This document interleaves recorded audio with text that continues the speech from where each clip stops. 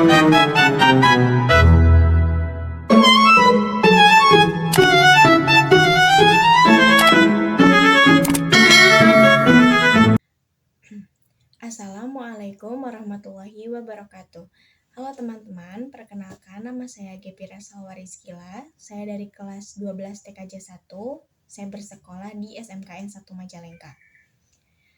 Pada video kali ini, saya akan mempresentasikan laporan praktik kerja lapangan saya yang dilaksanakan di PT Telkom Majalengka dengan judul Input Gangguan Internet Pelanggan, Bentuk Pemeliharaan Jaringan Divisi Asuransi. Langsung saja ke materi yang pertama, yaitu latar belakang. Jadi, PKL itu adalah praktik kerja lapangan yang merupakan salah satu bentuk pelatihan dan pembelajaran siswa sekolah menengah kejuruan yang didapat dari sekolah dan memadukannya dengan dunia kerja industri untuk mencapai suatu tingkat keahlian profesional. Dengan mengembangkan dan meningkatkan kompetensi pengetahuan akademik serta keterampilan teknis sesuai dengan bidang kejuruannya. Sekolah menengah kejuruan itu menawarkan program-program kejuruan yang dirancang untuk menghasilkan lulusan yang siap bekerja. Mewujudkan lulusan yang profesional dan memiliki keahlian dibentuk melalui 3 unsur penting: ilmu pengetahuan, teknik, dan kiat. Dengan industri adalah dua aspek yang saling mendukung kemajuannya. Keterlibatan industri dalam merancang kurikulum dapat memastikan bahwa siswa dilengkapi dengan keterampilan yang relevan dan up-to-date. Secara umum, tujuan praktik kerja lapangan ini yang pertama adalah sebagai bentuk pembelajaran dan pelatihan hasil pembelajaran di sekolah dengan dunia usaha atau dunia industri secara langsung, lalu mewujudkan lulusan yang memiliki keahlian profesional dengan bekal ilmu dan keterampilan yang sesuai dengan tuntutan kerja. Yang ketiga, mendukung siswa untuk mengembangkan dan meningkatkan keterampilan sesuai dengan bidang kejuruannya. Manfaat praktik kerja lapangan. Yang pertama, menjalin hubungan dan kerjasama yang baik antara sekolah dengan dunia usaha atau dunia industri, khususnya tempat praktik kerja lapangan siswa.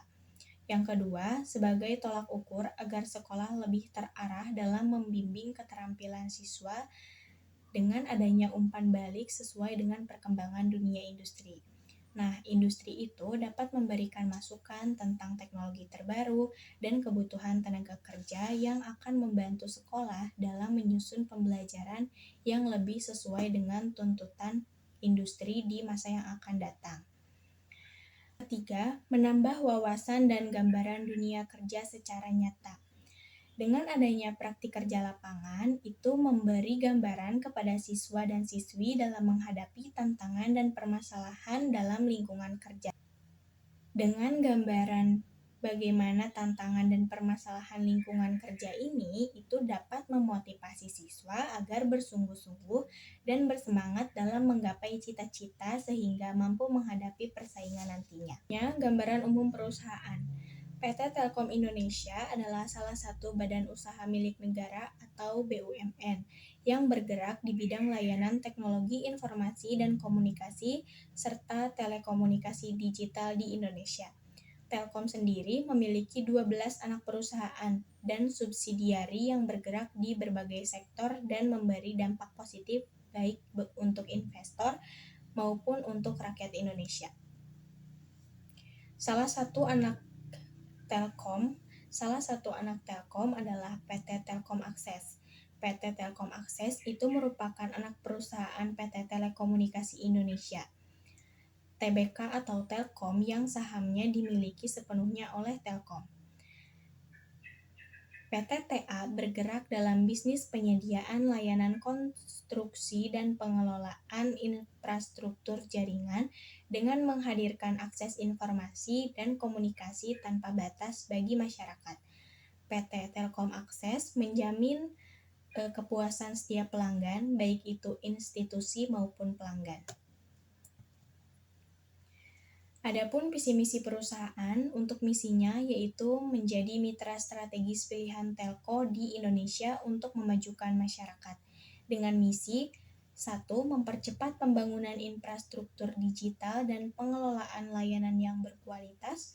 Dua, orkestrasi ekosistem infrastruktur digital untuk memberikan pengalaman pelanggan yang unggul. Yang ketiga, mengembangkan talenta digital unggul dan kapabilitas digital baru untuk memaksimalkan nilai bagi semua pemangku kepentingan. Ini adalah struktur perusahaan Telkom Majalengka.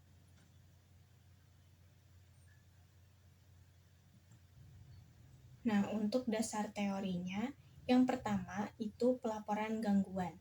Menurut Anwar Hadi tahun 2020, beliau mendefinisikan pengaduan itu sebagai pernyataan lisan atau tertulis mengenai ketidakpuasan pelanggan terhadap pelayanan. Hal yang sudah menjadi keharusan bagi perusahaan untuk membuat konsumen tetap bertahan, yaitu dengan memaksimalkan kepuasan pelanggan, memastikan adanya perbaikan, dan peningkatan kualitas produk atau layanan yang diberikan. Hal yang sudah menjadi keharusan bagi perusahaan untuk membuat konsumennya itu tetap bertahan, yaitu dengan memaksimalkan kepuasan pelanggan. Nah, kepuasan pelanggan itu bisa didapat apabila perusahaan tersebut mampu meningkatkan kualitas pelayanan yang dimiliki serta bisa menangani berbagai keluhan dari pelanggan dengan sigap dan memberi solusi yang tepat. Kedua, input data. Menurut David M. Kroenke, input data merujuk pada segala sesuatu yang dimasukkan ke dalam sistem komputer, baik itu berupa teks, angka, gambar, suara, video, atau jenis data lainnya. Jika data yang diinput tidak lengkap, salah, atau tidak akurat, maka akan berdampak pada ketidakakuratan informasi yang dihasilkan. Yang ketiga, internet. Menurut Utomo, tahun 2002 menyebutkan bahwa internet merupakan singkatan atau kependekan dari International Network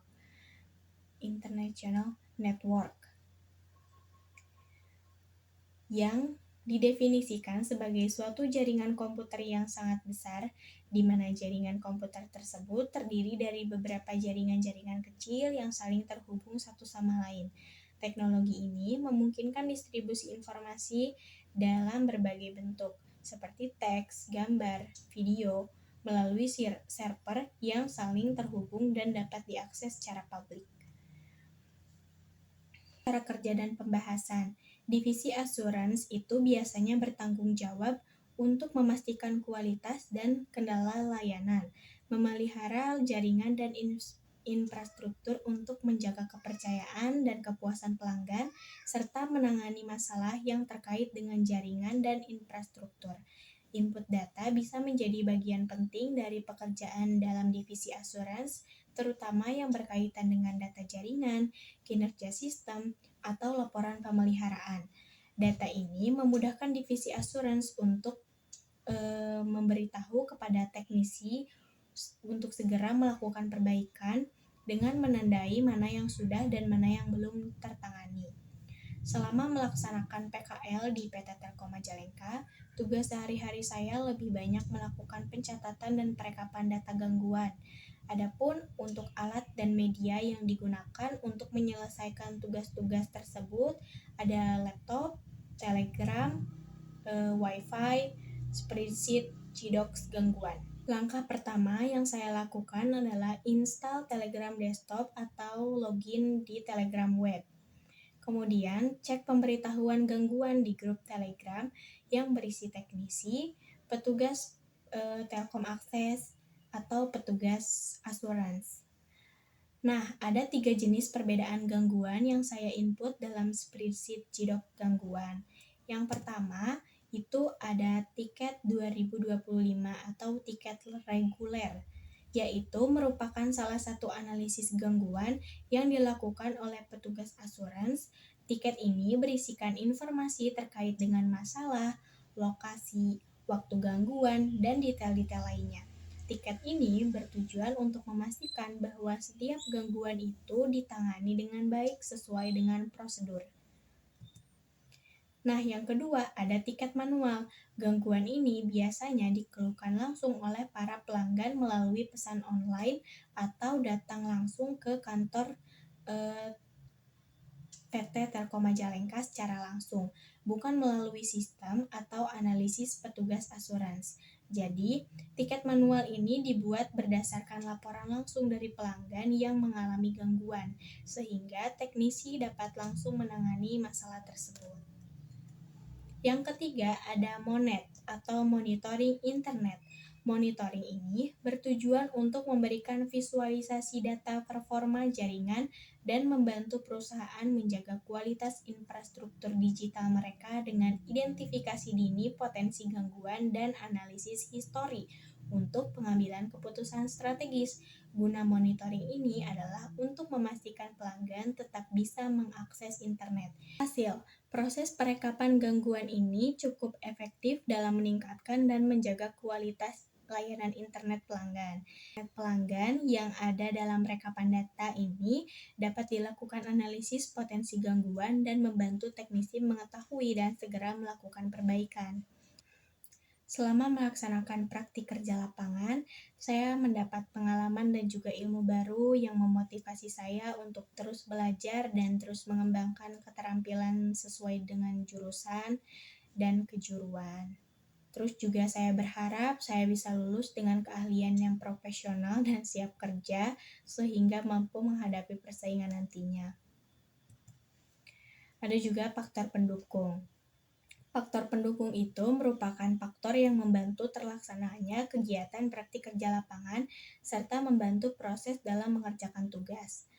Faktor pendukung yang saya rasakan selama melaksanakan PKL itu yang pertama dari pihak sekolah dalam membantu menyiapkan tempat PKL, terus juga pihak PT Telkom Majalengka yang bersedia mendukung dan menerima dengan baik siswa-siswi peserta PKL, terus bimbingan dari pihak PT Telkom Majalengka yang telah memberi pekerjaan kepada siswa dan siswi praktik kerja lapangan, juga layanan jaringan internet yang membantu proses dalam mengerjakan tugas dengan efektif. Faktor penghambat merupakan suatu faktor penghalang dalam mengerjakan suatu pekerjaan. Yang pertama, malu bertanya. Kedua, laptop harus bawa sendiri dari rumah. Jika tidak membawa laptop, tidak bisa mengerjakan tugas. Jaringan internet yang harus selalu ada. Jadi kalau gak ada jaringan internet, gak bisa ngerjain tugas. Bagi saya, praktik kerja lapangan ini itu menambah wawasan, pengalaman, dan ilmu pengetahuan, menumbuhkan sikap tanggung jawab atas tugas yang diberikan, memberi gambaran tentang dunia kerja, memberi motivasi untuk selalu belajar. Itu juga dengan kegiatan praktik kerja lapangan ini, siswa dan siswi dapat membantu menyelesaikan pekerjaan yang ada di PT Telkom Majalengka, terus juga bisa menjalin kerjasama antara sekolah dengan pihak PT Telkom Majalengka dalam membimbing siswa, terus juga membantu sekolah dalam menyesuaikan pembelajaran sesuai sebelum melaksanakan PKL dan tuntutan industri. Atau tingkat lanjut. Dalam melaksanakan praktik kerja lapangan atau PKL di PT Telkom Majalengka, saya belajar bertanggung jawab atas tugas yang diberikan, meminta bantuan jika kesulitan, beradaptasi dengan lingkungan baru, dan berusaha bersikap baik dengan pembimbing maupun rekan-rekan. Pengalaman dan pembelajaran yang akan berguna untuk masa sekarang dan masa yang akan datang dalam dunia usaha dan juga dunia industri, terutama pembelajaran untuk mampu berkomunikasi dengan baik, mandiri, bertanya jika kurang mengerti, bertanggung jawab, dan bekerja sama dalam kelompok yang harus penulis pelajari lagi. Terus juga untuk rencana usaha yang akan dilaksanakan, akan belajar dan memahami lebih lanjut mengenai dunia kerja, khususnya pada bidang komputer jaringan. Saya juga berharap setelah lulus dari sekolah SMK Negeri 1 Majalengka ini, saya dapat membuka lapangan pekerjaan sesuai dengan kemampuan dan keterampilan yang saya miliki. Untuk kesimpulannya, menurut saya praktik kerja lapangan ini menjadi sarana untuk meningkatkan kedisiplinan, tanggung jawab, dan mengembangkan keterampilan yang diajarkan selama di sekolah, terutama dalam mewujudkan siswa dan siswi sekolah menengah kejuruan yang kompeten dan siap untuk dapat mandiri dalam dunia usaha maupun industri, hingga mampu bersaing dengan percaya diri.